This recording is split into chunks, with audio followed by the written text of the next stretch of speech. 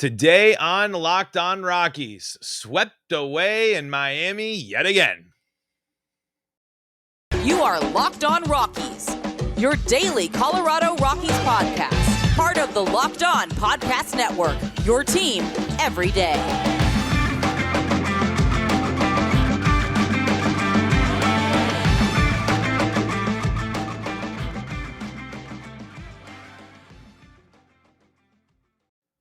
Rock on Rockies fans, welcome into the Locked On Rockies podcast for today, the 23rd day of June in the year 2022.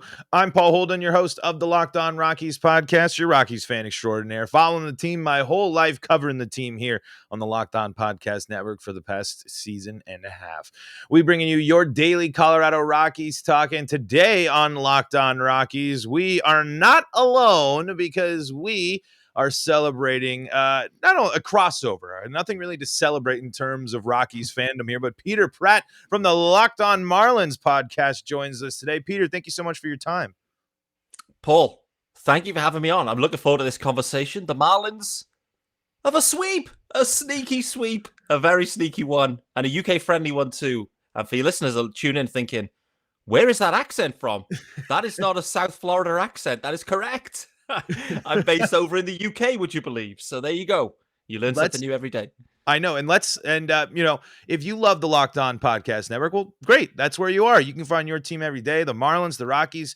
We are your first listen. Find us free and streaming on your favorite streaming platform and help both of us out. Hit subscribe on that YouTube channel. It's a massive, massive help to your favorite Locked On Podcast hope and helps us grow. Peter, before we dive into the game, I do got to ask. I know you've probably answered it a million times, but for us, how the heck are you? I see a friend, because it's cool though, because there is a strong love of not only baseball, but American sports in Europe. And it's really cool to have you hosting the show from the UK. I'm all about it. How did you become a Marlins fan?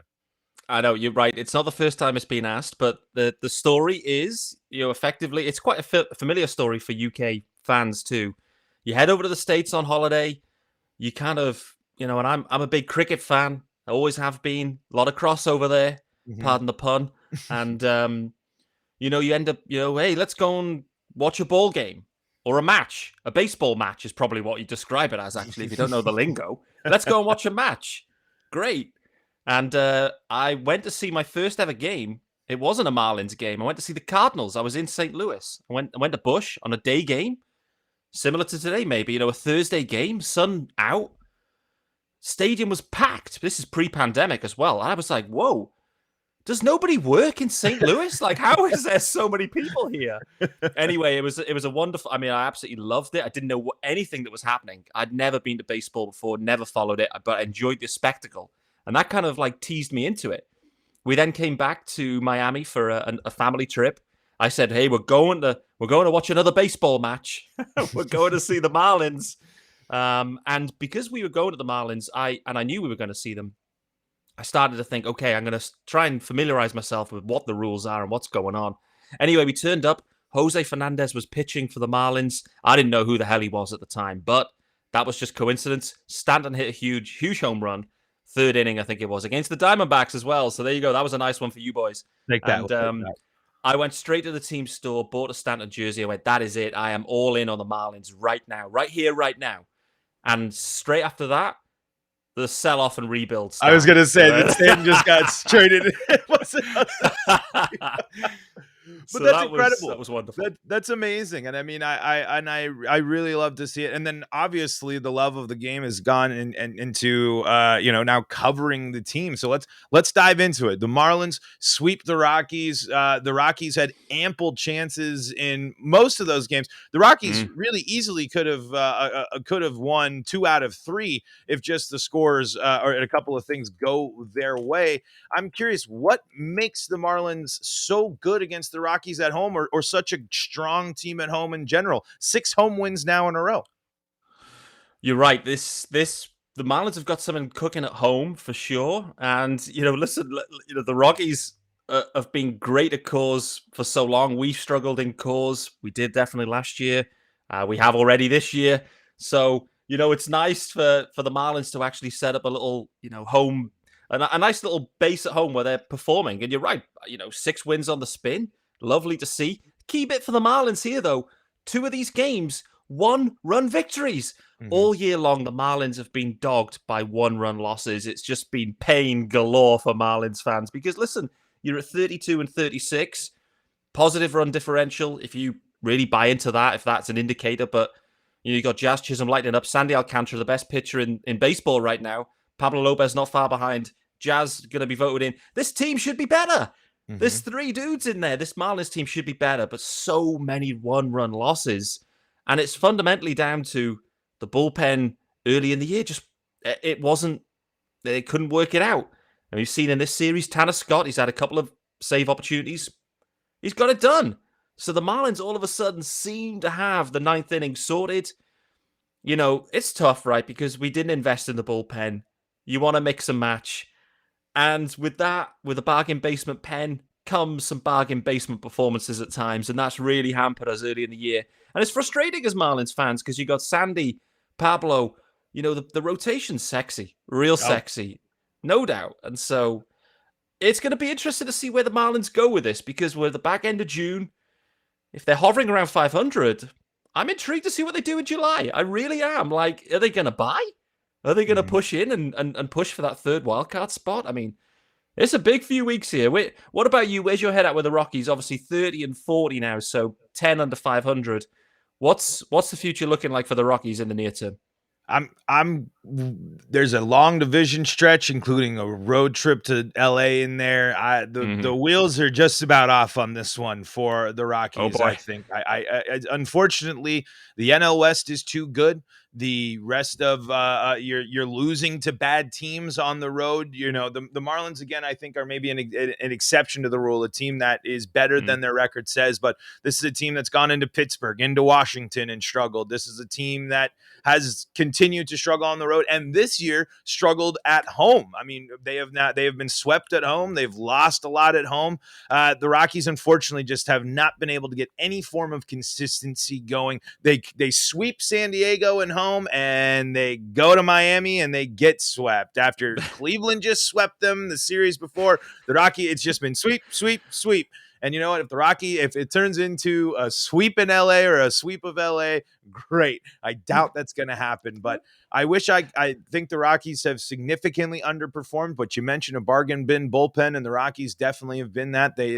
Some Mm-hmm. of their younger guys haven't turned out. They've had one left-handed pitcher in the bullpen this whole entire season who hasn't been that great. Chris Bryant, the big signing, hasn't shown up or hasn't played at all. But they're getting some performance for some players. But 10 games below 500 in a division where arguably, I mean, it's not going to be too crazy out of my mind to say that the NL West is going to have not only a division representative, but at minimum 1 to 2 wild card slots there. I really, the Giants are in a bit of a tough spell, but until they are dead and gone from the playoff race, I'm not counting them out. And I don't want to get down, but it's again, the Rockies have some interesting pieces they could sell. And I think the Marlins could be interested potentially in a Daniel Bard. I know that you just mentioned that Mm-hmm. they have the ninth inning figured out, but Daniel Bard's been pretty darn good. Not elite, but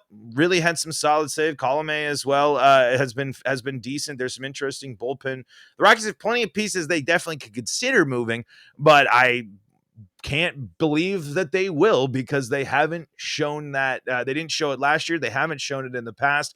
And it's a team that they're like really believe in the foundation, but it's a team that can't get the big clutch hit at home. And that was the difference maker. I mean, the game one, the 4 errors was frustrating, but the Rockies were in it up until the end. They had the one big inning, the Marlins counter with the big inning, but the Rockies come back.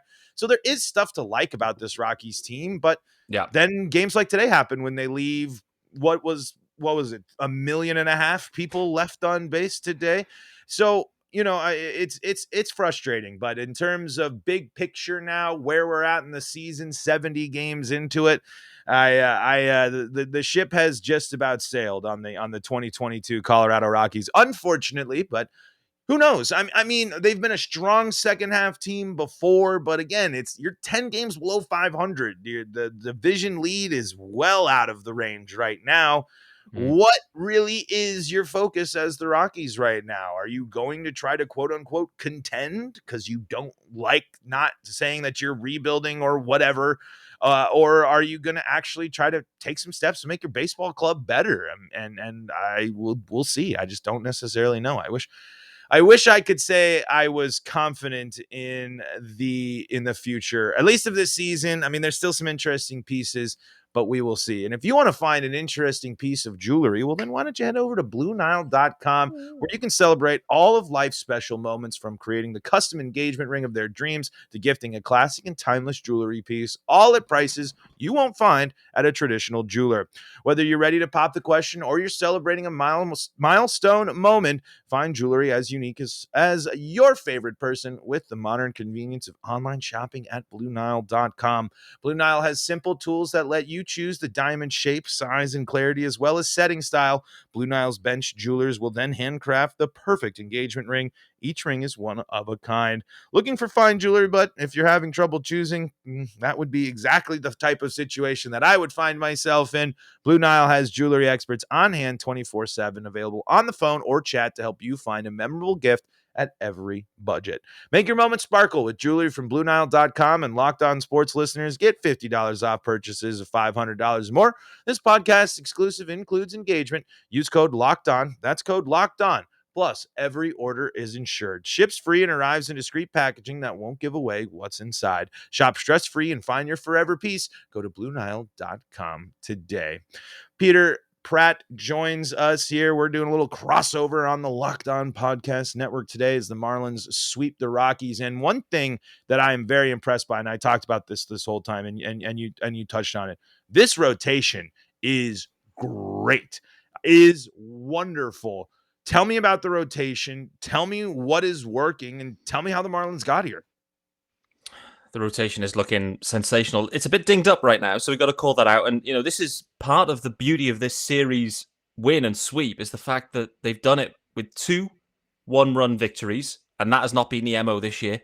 And those 2 one-run victories have come in Dan Castano starts and Braxton Garrett starts. So you're into depth starters that shouldn't, if everyone's healthy, they're not in the rotation, right? They're AAA guys. So the Marlins are winning those games, and that's a big, big turnaround. But you didn't get to see Sandy this time around. You did get to see Pablo Lopez, and it was a little bit of a sketchy start for Pablo, but he really eased into the game, I think, as it went on. And, it was 7 strong and pitched well. Pablo's been wonderful. Sandy equally. Trevor Rogers, if we recall, last year, the Rookie of the Year contender, obviously ended up being second in that race in the NL. It has been a real struggle for Trevor Rogers this year. Real struggle. Like, it's been one of the main head scratchers for the Marlins. Like, Trevor just hasn't been himself. So I'm really intrigued to see how his year pans out. But if it can get Trevor fixed, that 1-2-3, Luzardo started the year in the rotation nicely too, and has taken been on the season now on the 60-day IL actually. So not sure where he's at, but sitting there in AAA now, Max Meyer just coming back on a rehab start. I think Max Meyer makes his MLB debut in July for the Marlins. I really do, and I'm very excited to see what Max Meyer can do. Edward Cabrera, which you saw last time around in Coors, came up for his first start of the season. He's had a little IL stint as well. So there's tons of pitching here. Tons. Some of it drafted, Max Meyer. Cabrera was an internal prospect as well. And Sandy Alcantara, let's remind everyone. Everyone's thinking, how did Sandy Alcantara end up on the Marlins? They got him for the Marcell Ozuna trade. Right. With St. Louis.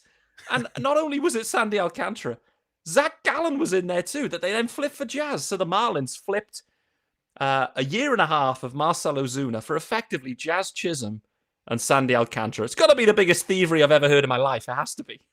It's an insane deal, and it shows.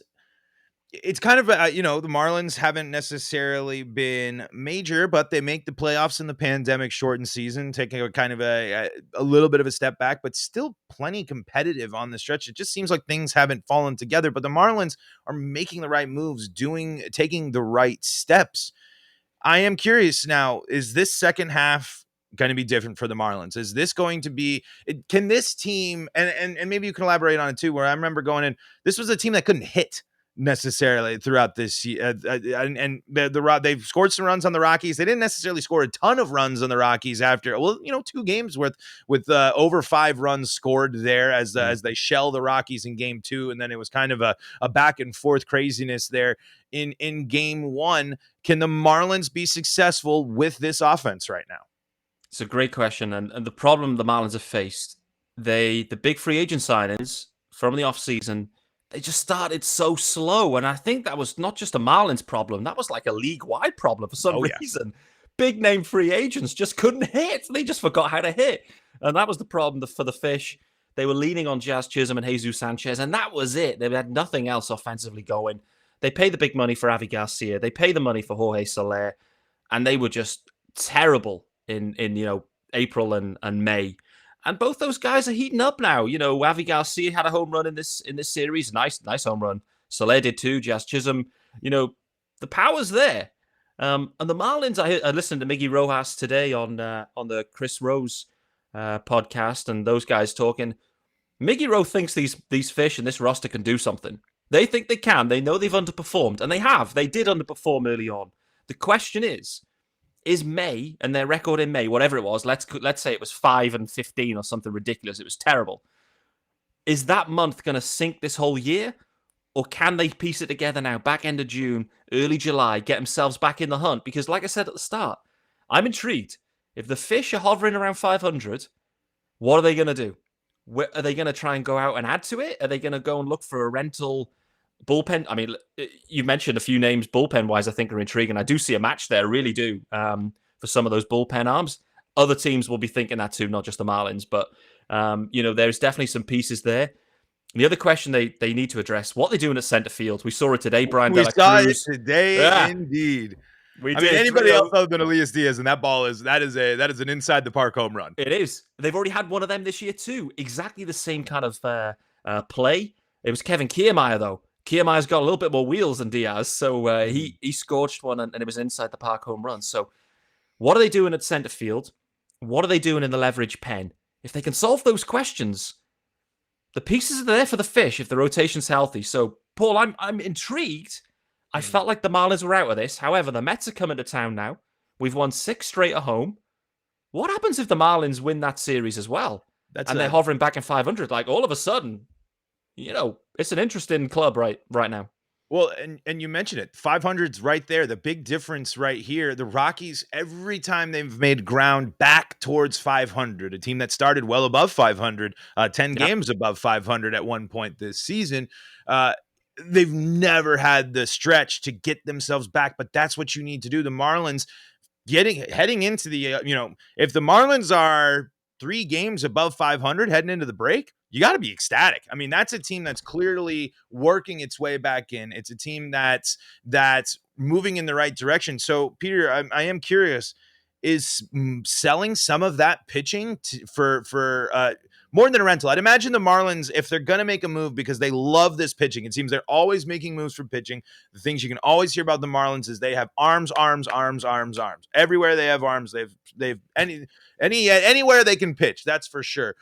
Is it worth dipping into that to try to go out and I don't think a rental is the right move for the Marlins. I don't think they're looking to go out and be like, we need to add one guy for a 6-month stint to push us into this crazy run. I don't know if that's what the Marlins are looking for.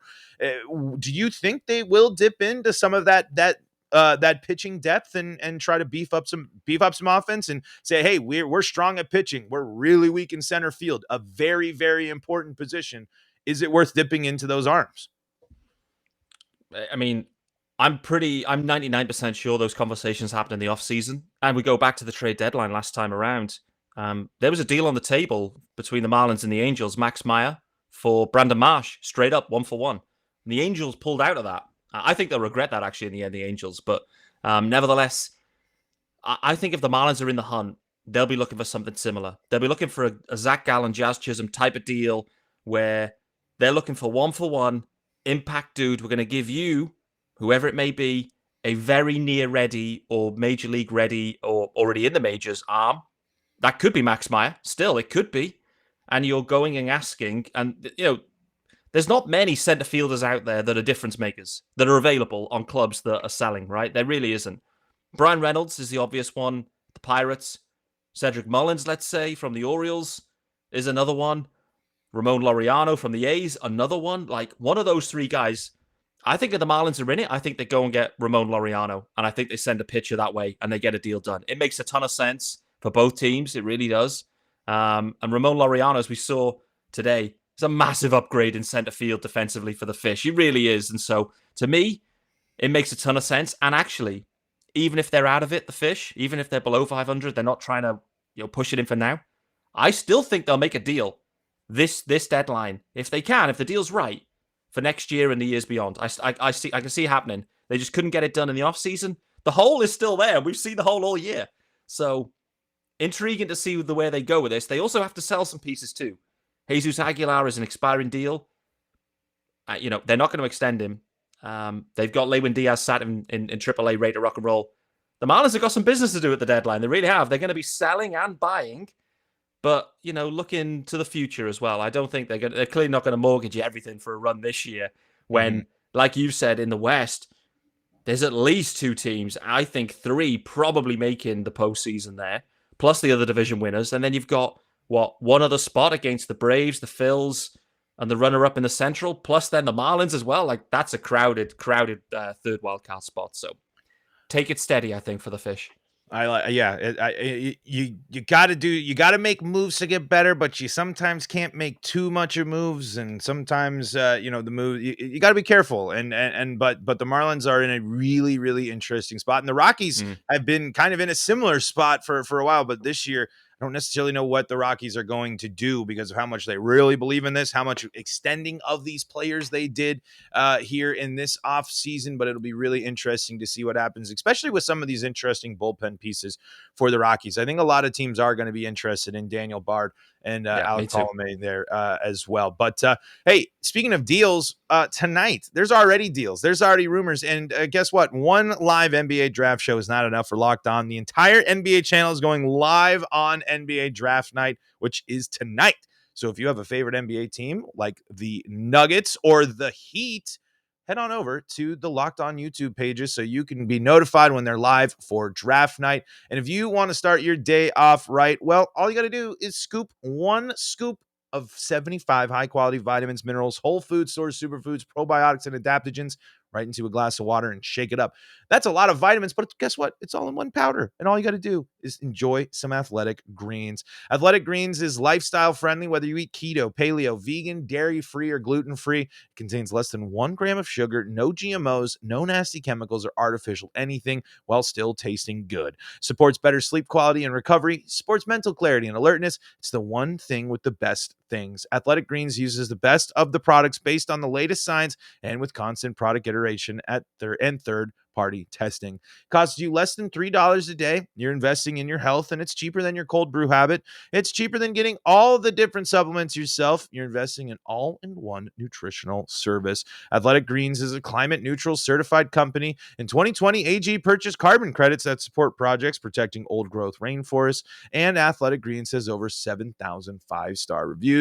I take it in the morning. It's a great way. It's a nice little boost, especially for someone like me who doesn't drink coffee. It's a great way to start your day off with a nice boost of energy. And right now, it's time to reclaim your health and arm your immune system with convenient daily nutrition. It's just one scoop and a cup of water every day. That's it. No need for a million different pills and supplements to look out for your health. To make it easy, Athletic Greens is going to give you a free 1-year supply of immune-supporting vitamin D and 5 free travel packs with your first purchase. All you have to do is visit athleticgreens.com/MLB network. Again, that is athleticgreens.com/MLB network to take ownership over your health and pick up the ultimate daily nutritional insurance. We are crossing over with Locked On Marlins. Remember, we're free and streaming on your favorite streaming service, and we're streaming on YouTube live right now. So make sure you're subscribing to both Locked On Rockies and Locked On Marlins on YouTube. Peter, we talk a little bit about divisions, and I talked a lot of crap about the NL West last year because the Rockies were really good against the NL West last year. The Mets go out and get better. The Braves have come alive after dominating the Rockies in Coors Field. Philly is still hanging around in there. Is the NL West a real deal, one of the best divisions in baseball? You hear some of those names, you know some of the talent on those teams, but I feel like the NL West isn't as talked about as much, and kind of the situation still. Atlanta went on that run, and New York's still sitting pretty up there at the top of the division. It's a good point. There's a little bit of overhype, I would say, in the East. I sense that, and listen, as a UK fan, what I can testify to you is I watch barely any West baseball because time zone wise, Right. it's like 8-9 hours, behind. So it's a really tough watch for me out West. The East is just about manageable, for sure. So I have to hold my hands up from my perspective. But what I see of the East, and I watch a lot of the East games, the Mets are good. Like, the Mets are good this year. And what they're doing without Max and DeGrom, fair play to the Mets. They're playing some good ball. And as soon as I saw the moves they made, I knew the Marlins and the rest of the division were in trouble. Because last year, I remember there was a situation where Jeff McNeil and Frankie Lindor were running down the dugout with each other, fighting and scrapping in the dugout. There was all sorts of rumors about a raccoon and all this nonsense. But there was a problem in the clubhouse. They signed Starling Marte, and we know what Starling Marte is. Marte is an absolute stud, but he is a locker room stud too, a clubhouse stud. They signed Mark Canha. They're signing and they signed Max Scherzer. These are the right type of dudes that if you piece them in there with a load of talent, they're going to get people playing right and their heads switched on. And it doesn't shock me the Mets have come out scorching at all. It really hasn't. The Mets are good. The Braves, they're a fun and wild team, and they're the reigning World Series champs. And listen, what we know for certain with the Braves, they will be aggressive at the deadline. Super aggressive. So whatever the Braves look like now, doesn't matter. Doesn't matter. The GM will be absolutely pulling moves left, right, and center. So Braves will be good. The Phillies are the most expensively assembled, terrible team. I think they're how Right. they can spend this amount of money and be that bad. I'm shocked at how the Phillies survive. I mean, I know they fired their manager and whatever, but that GM, he's running that club into the ground. It really is. Like, the problem they're facing is they're going to need a rebuild, and they haven't got any pieces to rebuild with, and too many contracts. So, and the Nats are in a full blown rebuild themselves. So it's a good division, but I think it is overhyped. If it is the long answer, the short answer really, it's overhyped. I like the West. I like the depth in the West. I think those three are better than the East top three, in my opinion. Yeah, I mean, if you're asking me if you're going to match the teams up, I'm going to take the Padres, the Giants, and the Dodgers over the Mets maybe, but still the Dodgers on the flip side are just the other version of the Mets. And, they're another team with a massive payroll, but also have incredible depth, incredible vets, multiple World Series champions, MVPs. And yeah, so maybe a little overhyped there, but yeah, I'm with you on the Mets. The Mets are real this year. They agreed. Will they Met it up? There is a chance that can always happen. That's always there. But, Philly, it's interesting. I mean, that outfield should be producing more. And I thought the Rockies might have been an interesting fit instead of going for Chris Bryant, maybe because you could have gotten Castellanos and Schwarber, and they could have been interesting pieces for the Rockies there as well. But, Peter, before we wrap things up, you mentioned manager. Is Don Mattingly the one to lead this Marlins team going forward? I feel like he is the name that I've heard back on the hot seat more after Joe Madden was let go and Girardi there in Philly. It seems like Don Mattingly is kind of the next one on the quote unquote hot seat list, but it doesn't seem like it's very hot, especially when his team's moving in the right direction. It's a good question. I think if you'd asked this question 2 weeks ago or 3 or 4, if you'd have asked it at the end of May, you may have got a different answer. I think where Donnie's at, he's on an expiring deal anyway. The reality is, if it goes sideways for the Fish, what are you gonna do? You're gonna fire Don Mattingly? Like, the season's done anyway. Donnie will ride this season out. The question is do you extend Don Mattingly after this year? My gut feel is that they may go a different direction at the end of the year. So I'd be shocked if he's fired in season, because really, what have we seen across the league? The guys that have been fired, you just have the bench coach take over, and it has that. They have turned around. Actually, the Phillies went on a run. The Angels, did they go on a run as well? I think they might have done. They just snapped their losing streak. They haven't necessarily gone on a run. They've that's right. They ended the streak. I think Shohei had 8 RBIs the other day, and I think they still lost. And so, I mean, Sums up The the Mets Angels, are doesn't it? It cursed, but really there does. is no one more cursed than the LA Angels. I mean, it's No. to have two generational talents not be able to, and the rest of your team just not contribute enough to get yourself in a position of contention is crazy. I'm with you. I'm with you. Paul, what about you? You know, listen, we all love baseball. We follow baseball. We do daily podcasts following the teams. And the teams we love. 10 games under 500 heading into July. Obviously, there's a couple of games left to go, but what are you excited about? What's exciting you about the Rockies for the rest of the way? I mean, Chris Bryant is supposed to return this weekend. We haven't seen that. That's very interesting. Brendan Rodgers, who we saw have a really big series here, has took his ice cold, miserable start to the year, completely turned it around. And as I saw some Marlins fans kind of give me the interaction, and maybe some Marlins fans showing some love to Ryan McMahon. We saw Ryan McMahon play a good series as well, capitalized by great defense. Ryan McMahon's defense taking a step back this year has been a massive blow to the Rockies defense taking a massive step back this year has been a huge blow to the team. But Rymack especially, he should have won the Gold Glove last year. Nolan won it because of the name and stuff too. I honestly believe that Rymack was a better defensive player than Nolan Arenado last year. But also going to forever be salty about that name. It's never going to get easier. No. As Austin Gomber is now in the bullpen. An interesting thing as well. Ryan Feltner got the start over Gomber as he shifted to the pen. So we saw one of our exciting prospects. He didn't do much in this last game, but Montero being called up to the Rockies is interesting. There are things to enjoy. I mean, and there's few places better to go see a game than in Denver in the middle of the summer. But it's another example of, and we talk Mattingly. Is moving on from Bud Black really the move? I don't know if it's moving on from Bud Black, but I would. There's a lot of changes I think need to be. The Rockies need a new approach to hitting. The changes they've made, they have a new pitching coach, but he's from the organization. And what has happened this year? Every starter has taken a step backwards and gotten worse. Other than Chad Kuhl's hot start, which is now cooled off, pun intended.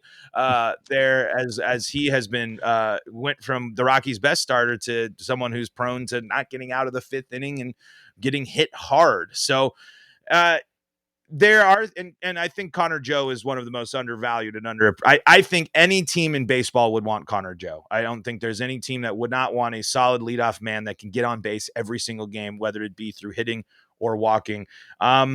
And I wish there could be more from pitching. What used to be exciting would be Rockies pitching, and there hasn't been anything this year from Rockies pitching to make you excited. Last year, German Marquez being great was something special, and I was really thinking this year was the year German was going to take another step forward, and he's been fine in his last few starts, but there's very few Rockies you can sit there and say that haven't been disappointing, but hey, Jose Iglesias swinging the bat well, CJ Cron can put the ball into play.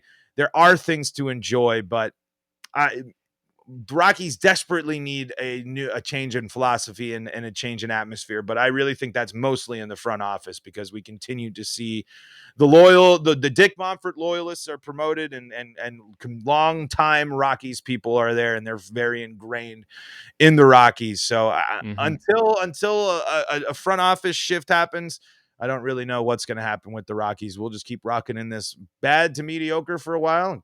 2-3 years of excitement and back to bad and mediocre, I guess. But Peter, we're going to wrap baseball.